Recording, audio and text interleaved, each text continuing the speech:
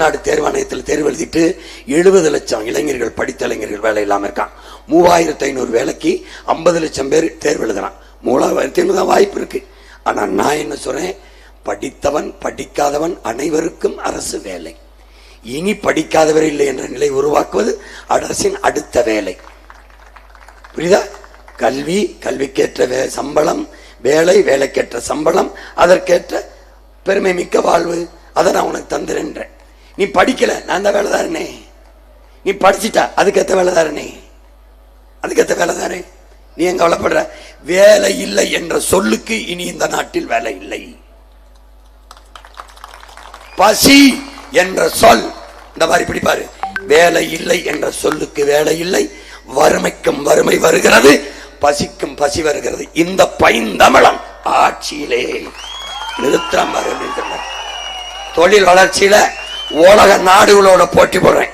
என்னைய மிஞ்ச எவனும் இருக்கக்கூடாது. ஏன்? எல்லா வளமும் என் நிலத்தில் இருக்கு.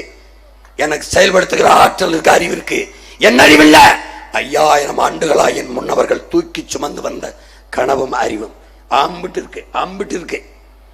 அதையெல்லாம் ஒற்றை மகனா என் தலைவன் சுமந்தான். அவன் அந்த கனவை எனக்கு கடத்தினான். அதை நான் உனக்கு கடத்துறேன்.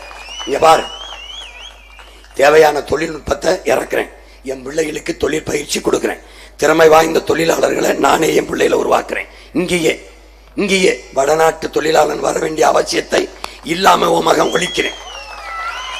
உன்னை உழைப்பை விட்டு வெளியேற விட மாட்டேன். தர மேம்பாட்டு பயிற்சி, மதுக்கடையை மூடுறேன், வந்தவன மூடுறேன். 50,000 கோடி வேண்டாம், மூடிடுறேன்.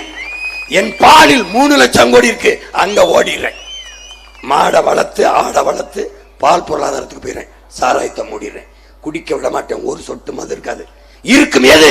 பணம்பால், தென்னம்பால், ஈச்சம்பால், மூலிகை சாறு தரந்துறேன். எல்லா காலமும் பணம் இருக்காது, பிரச்சனை இல்லை. எல்லா காலத்திலும் தென்னை இருக்கும். இந்த தென்னை எனக்கு பத்தாது, 3 ஆண்டுகளில் தென்னை வந்துருது. அப்ப என்ன பண்ணுவேன்? நிலமங்கும் தென்னை ஈச்சை நட்டுருவேன். இருக்கிற பணையை பயன்படுத்தி காட்டிட்டு செத்துருவேன். என் பிள்ளை படிச்சுக்கிடுவான். இந்தா எங்க அண்ணன் இப்படி ஆட்சியை செஞ்சுச்சுன்ட்டு. புரியுதா? நமது சின்னம் விவசாயி. ஓட்டு பாருங்க ஓட்ட, அப்புறம் பாருங்க நாட்டை.